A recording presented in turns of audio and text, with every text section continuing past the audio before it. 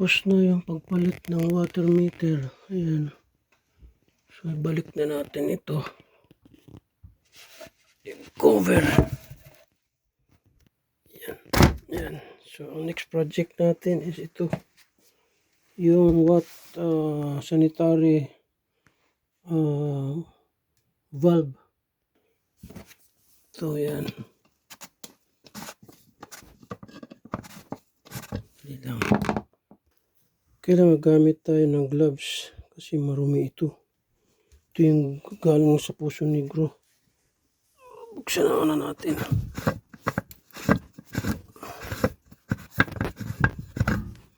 Yan. Yan ang ginatawag na back valve.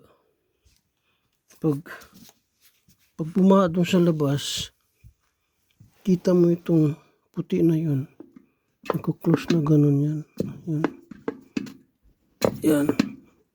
Nagko-close yan pag bumaha sa labas.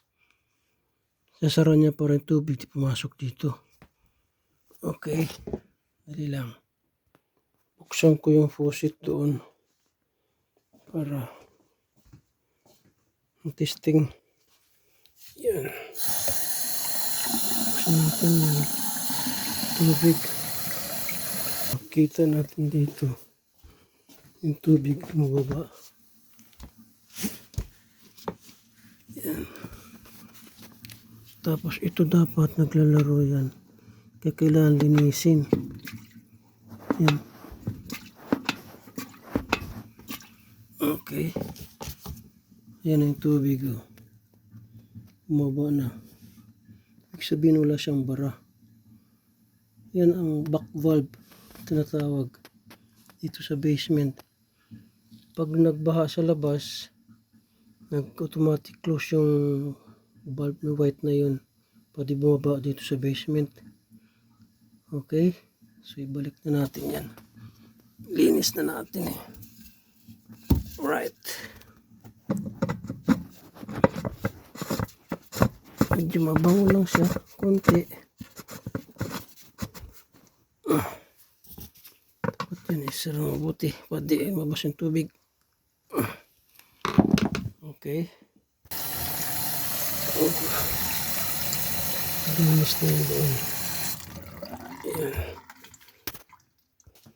Ito yun, isprayan ko siya ng yan.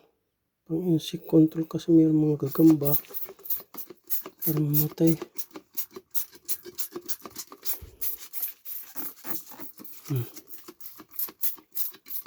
Yan, isprayan ko yan. Yan pang spray ko. Kita ko rin mga gagamba eh.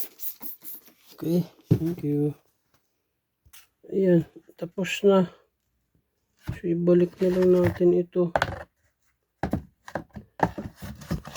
At tapos na yan. Okay. Thank you. Tapos na ang compress na rito yung sa kwarto. Yung palit ng water meter. Nag-check ng backup valve para sa baha. Dito yung sa basement. Okay. Salamat. Yes.